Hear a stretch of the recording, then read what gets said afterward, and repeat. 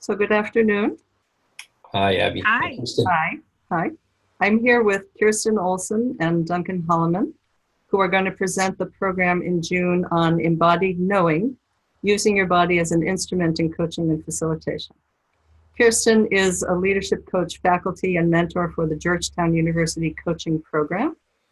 Duncan is a psychotherapist, a recovering lawyer, dialogue coach, and adjunct faculty at Antioch University. So embodied knowing, can you tell us what that is? So thank you, Abby, and hello, my friend Duncan. Hi.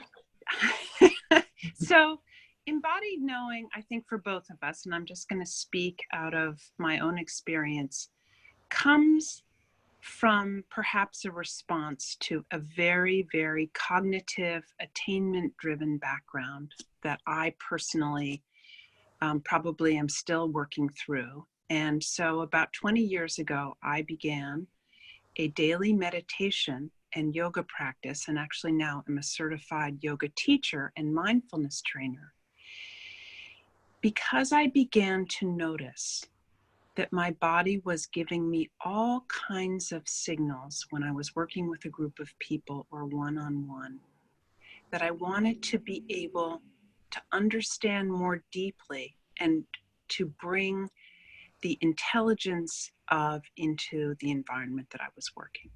I wanted to be working more with all of me.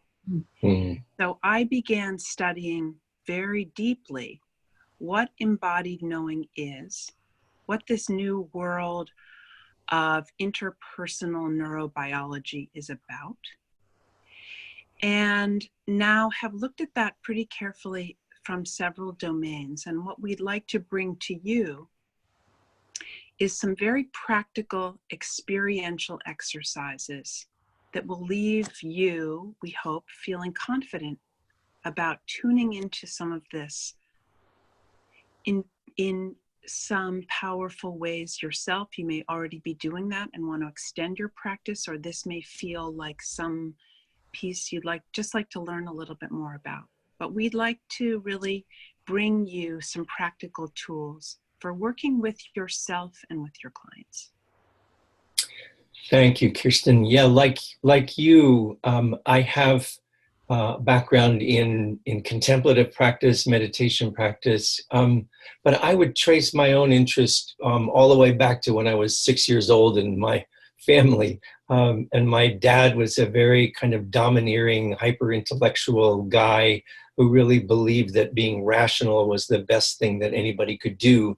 And my mom was more mystical and poetic. And I went to law school also privileges left hemisphere knowing. And when I went to theater school, I learned a whole other set of ways of knowing that were coming up from the bottom rather than down from the top. And they were part of my self-use. So I became very interested in personal self-use. As a lawyer, I worked with doctors, for example, helping them to talk to each other. So my interest and concern at this point is bringing, as you said, bringing all the wealth of intelligence and knowledge that we have available to us. Yeah, beautiful. Very nice. Go ahead, Kirsten. And I think Duncan and I both feel that for many of us, this will be a place where we are increasingly turning in our practice, just because of what the research community is telling us about the power of our intelligences in these variety of domains.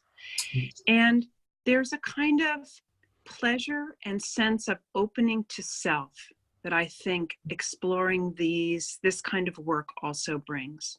So we want to just invite you in to play with us on June 4th. Yeah. Come along. Come along. And it'll be serious play because, yes, there's an intellectual aspect of this. There's neuroscience. There's all 20 years of my psychotherapy practice and learning how to be with people and learning how to help them be fully present. But it's a both and. It's a right hemisphere, left hemisphere. It's a body and mind. It's the whole person.